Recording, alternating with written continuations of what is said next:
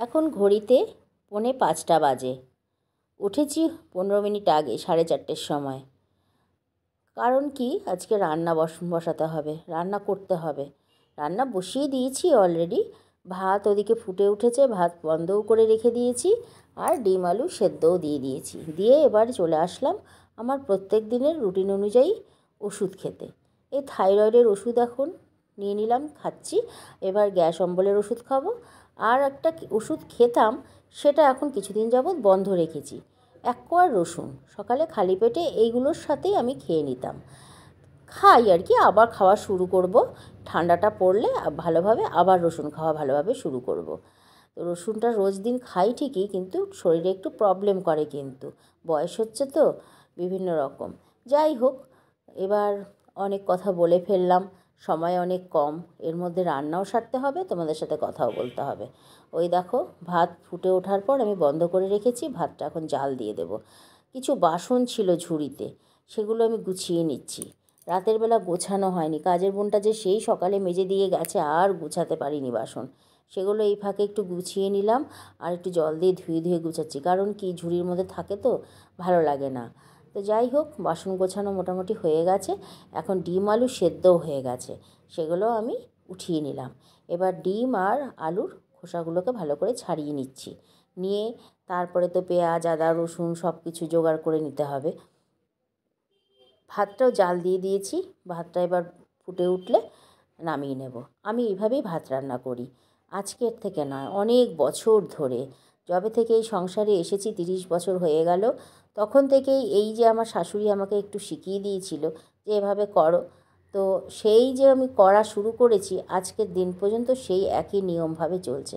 ভাতটা রান্নাও এখন করি, উনুনে বসানোর পর চাল দিয়ে দেওয়ার পর ভাত যখন ফুটে ওঠে, ফুটে ওঠার পরই বন্ধ করে রাখি আধ ঘন্টার জন্য কি 20 মিনিটের জন্য।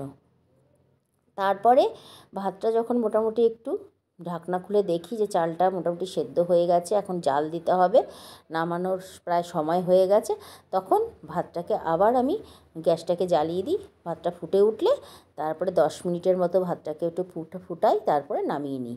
এইভাবেই আজকে এত বছর ধরে রান্না করে যাই, এখনও করছি। এই যে ভাতটা জাল দিলাম, এখন আমি নামিয়ে নেব, ভাত হয়ে গেছে। এতে কি হয়, গ্যাসটা অনেক সাশ্রয় হয়। শুধু গ্যাস না, সব রকম জ্বালানি সাশ্রয় করা যায়, আমরা যাতেই রান্না করি না কেন। তো সেই জন্য সেভাবেই আমি রান্না করছি। আর এই ফাঁকে ওই যে পাশে আমার ভাতটা বসানো ছিল, ওটা নামিয়ে তো নিলাম।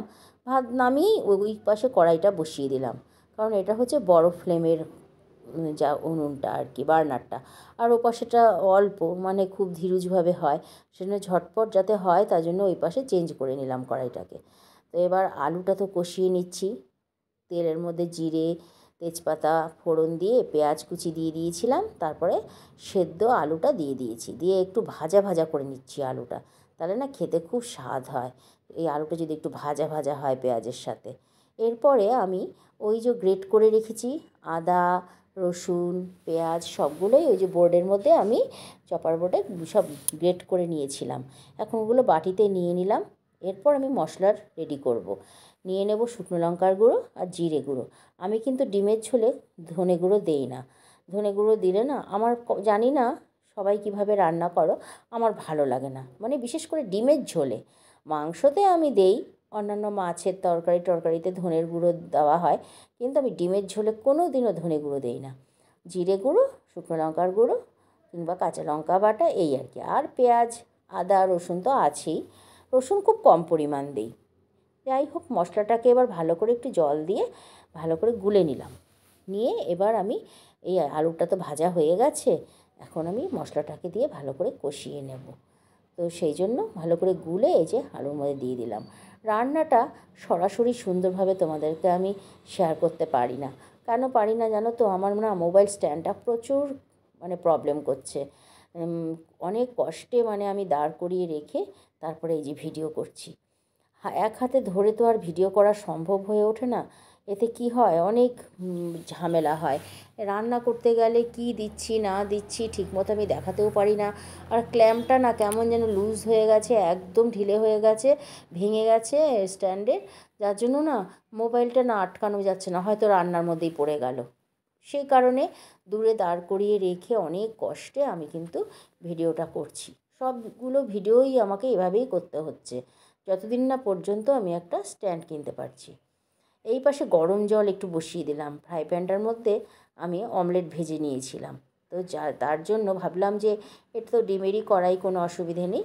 তো ওর মধ্যে আমি একটু জল দিয়ে দিলাম, জল গরম করে তারপরে আমি এই যে ডিমের ঝোল রান্না করে ফেললাম। এই যে একটা অমলেটও দিয়ে দিয়েছি। আর ওই যে ভাঙা ডিমটা দেখালাম না, ওটা ঝোলে দেবো না। ঝোলে দেবো না কেন, ঝোলে দিলে আর কোথাও ওটা খুঁজে পাওয়া যাবে না, মিলেমিশে একাকার হয়ে যাবে।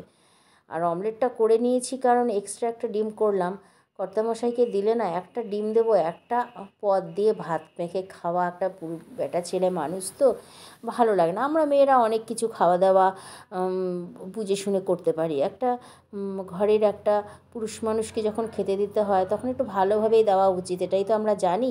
কিন্তু সেটা নিয়ে কোনো বাছবিচার নেই আমার কর্তামশাইয়ের। তবুও আমার মন বলে একটা পদ দিয়ে খাবে, তাই জন্য আমি বেশিরভাগ দিনই ওকে 2টো ডিম দিয়ে দিই, কি 1.5খানা ডিম দিয়ে দিই, অর্ধেক অমলেট আর একটা গোটা সেদ্ধ ডিম ঝোলের দিয়ে দিই, তাহলে একটু ভাতটা ভালোভাবে খেতে পারে। ওইদিকে তো ডিমের ঝোল ভাত সব হয়ে গেল তোমাদের সাথে কথা বলতে বলতে। চাও এপাশে বসিয়ে নিলাম, চাটা হয়ে এসছে। এই যে দুধটা গুলে নিচ্ছি। ডিম করতে করতে দুধ বলবো যে পাউডার দুধটা গুলে নিচ্ছি ভালো করে, ওটাতেও আমি ডিম বলে দিয়েছি। যাই হোক, তোমরা একটু বুঝে নিও কী বলবো। আর দুধটা গোলা হয়ে গেছে, এখন আমি এই যে দুধ চা বানাবো। কর্তামশাইকে ডেকে এসেছি, উঠে গেছে, একটু বাথরুমে গেছে ও। তো আমি চা বানিয়ে এবার মুখের সামনে ধরবো, কারণ আমার এদিকে কিন্তু দাঁত ব্রাশ করা হয়নি। আমি সব কিছুই মুখ ধুয়ে নিয়েছি, বাসি জামা কাপড় ছেড়ে নিয়েছি, ফ্রেশ হয়েই আমি রান্নাঘরে এসেছি। দাঁতটাই খালি মাজিনি, কারণ থাইরয়েডের ওষুধ খেতে গেলে তো বাসি মুখে খেতে হয়, ওটা না ব্রাশ করে নাকি খাওয়ার নিয়মে নেই, ওটা নাকি বাসি মুখে একদম খাওয়া দরকার। যবে থেকে আমি খাচ্ছি ডাক্তারবাবু আমাকে এইভাবেই বলে দিয়েছে, তাই জন্য এখনও আমি সুযোগ পেয়ে উঠিনি দাঁত ব্রাশ করার মতো। কর্তামশাইকে সব কিছু এখন আমি গুছিয়ে দেব, তারপরে চাও দেব, সে খাবে, খেয়ে তারপরে সে ডিউটি বেরিয়ে যাবে আমি গুছিয়ে দিলে। তারপরে আমি ব্রাশ করে মুখ দিয়ে আমার নিশ্চিন্ত মনে আমি কাজবাজ করব। তো সব কিছু তো গুছিয়েও দিয়েছি, চাও খেয়ে নিয়েছে, সে তার টিফিনটা গুছিয়ে নিয়েছে, আমি ভিডিও করে উঠতে পারিনি সব কিছু।